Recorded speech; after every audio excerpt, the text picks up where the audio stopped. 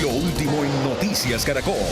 6-8 minutos son alarmantes para la Superintendencia de Salud en las deudas que dejó para las clínicas y los hospitales en la EPS Café Salud tras 12 años de operaciones.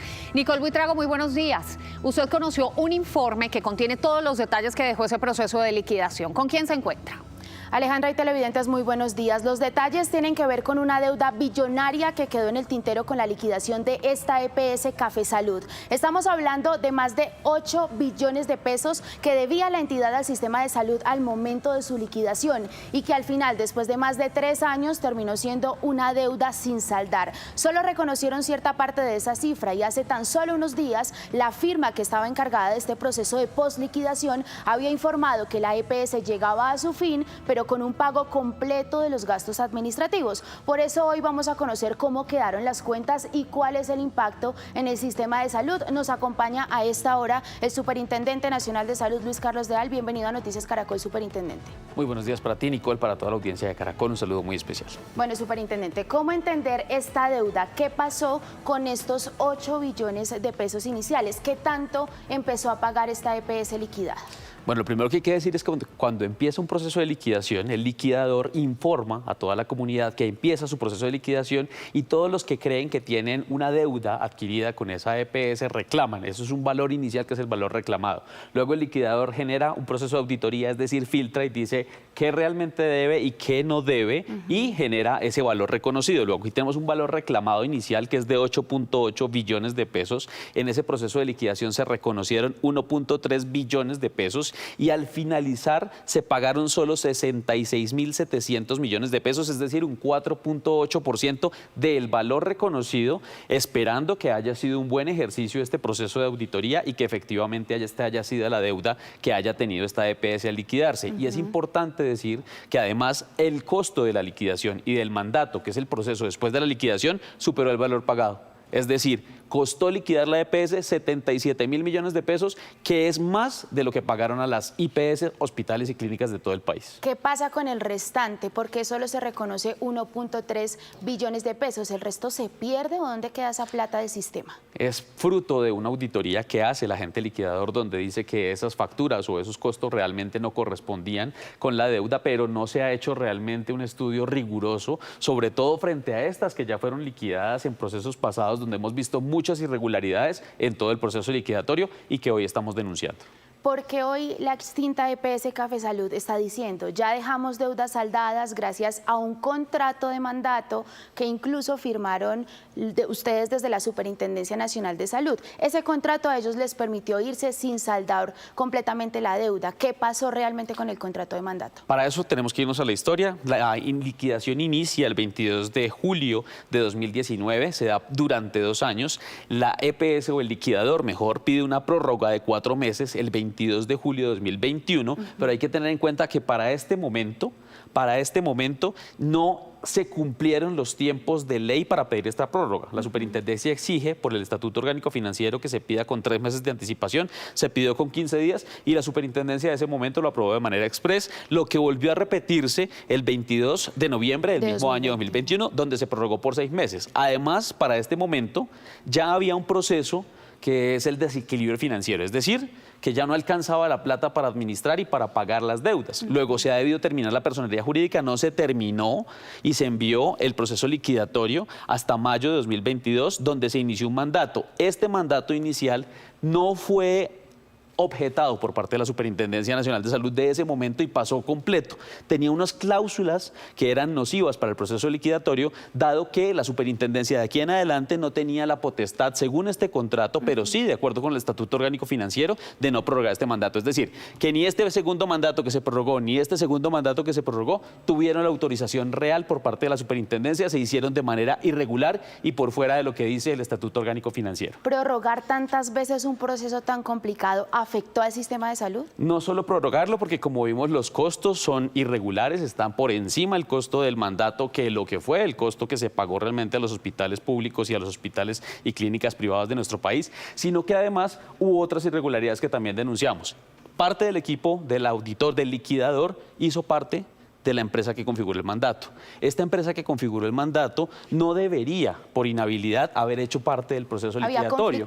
Había conflicto de intereses. Además, se permitía anteriormente, cosa que ya cambiamos, que el agente que hizo la intervención de la EPS fuera el mismo liquidador, que fue una de las cosas que ocurrió también irregulares en este caso de Café Salud. Superintendente, lo que lleva a una liquidación de una EPS es sencillamente pues no cumplir con esos parámetros financieros, tampoco en el funcionamiento. Si a la EPS no le está alcanzando la plata, como actualmente muchas de ellas están diciendo, ¿cómo se sostiene? ¿Ustedes también han evaluado ese tema de que la plata sea insuficiente? Lo primero que estamos evaluando es que la plata sea manejada de manera eficiente, y eso es lo que no hemos visto.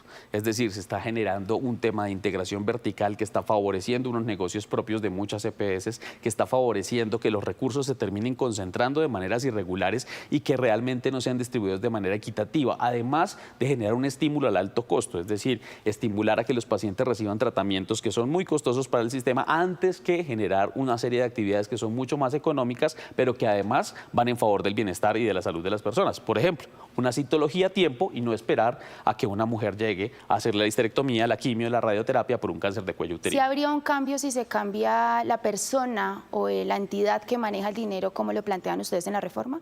Claro, porque en este caso serían directamente las instituciones de salud, hospitales y clínicas quienes estarían generando ese reporte de facturación directo a ese banco que hoy genera los recursos de la salud, que es la ADRES, y tendríamos realmente la contabilidad. No estaríamos con estos errores de auditoría y estas diferencias entre 8 billones que reclaman los hospitales y las clínicas y que sí seguramente tienen en sus deudas, y ese 1.3 que se reconoció en un proceso express lleno de irregularidades. Con esa trazabilidad que ustedes han hecho, ¿alcanza la UPC lo que le gira el Estado a las EPS para funcionar? La superintendencia no es la entidad competente para analizar la suficiencia de la UPC. Es la misma fórmula que se ha venido utilizando durante años, no ha tenido ninguna transformación. ¿Podría transformarse? Al contrario, se ha generado un aumento por encima de lo que se ha aumentado la UPC, por lo menos para este año, y ha sido suficiente para algunas EPS que hoy existen y que están funcionando. Es decir, y hemos además identificado que hay otras EPS que al contrario demuestran ser ineficientes o que han generado un beneficio económico para un sector en particular. Es decir,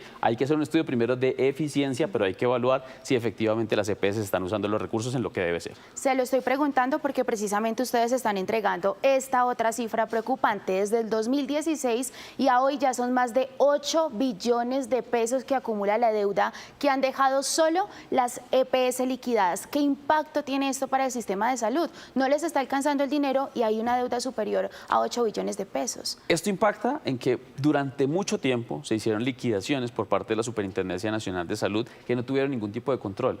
A hoy, desde que nosotros estamos en el gobierno nacional, se han denunciado en 47 oportunidades a Procuraduría y otros entes de control distintas irregularidades como ese que te mencionaba anteriormente. Que el equipo liquidador haga parte del equipo que hace el mandato, que no se prorroguen los mandatos bajo los términos que dice el Estatuto Orgánico Financiero, que se declare el desequilibrio financiero y no se termine la persona jurídica. Todo ese tipo de errores hacen que hoy no tengamos un control real de lo que pasó con las EPS liquidadas que hayan desaparecido, y no es un gran triunfo que haya desaparecido Café Salud, porque hoy es una preocupación para muchos prestadores que ya no tienen realmente a quién cobrarle esta deuda. Y esta deuda de 8.4, tú lo dices muy bien, es nada más desde 2016, teniendo en cuenta que en el país se han liquidado más de 117 EPS y además que el valor reclamado desde 2016 era de 30 billones de pesos. Este fue el reconocido de 8.4. Escuchemos lo que dicen las clínicas y hospitales sobre esta deuda.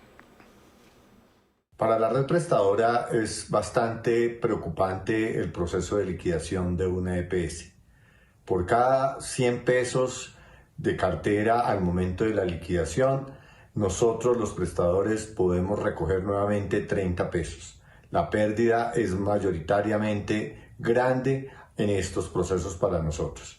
Es preocupante pues que en todo el transcurso de los recorridos de las EPS liquidadas podamos estar hablando de casi 6 billones de pesos de la cartera acumulada por cada una de estas EPS en el sistema prestador de servicios de salud. Es por eso que nos preocupa. Lo escuchábamos, si es insuficiente el dinero y ellos mismos están reportando que está en riesgo la operación del sistema de salud, ¿qué va a hacer el gobierno? Porque el gobierno en este momento tiene varias EPS a su cargo, están intervenidas y posiblemente algunas en riesgo de liquidación. Que una EPS esté intervenida no significa que esté a cargo del gobierno nacional. Todas las EPS están a cargo del gobierno nacional porque todas son vigiladas por la Superintendencia Nacional de Salud y aún bajo un proceso de intervención continúan este proceso de vigilancia, no son entes aparte.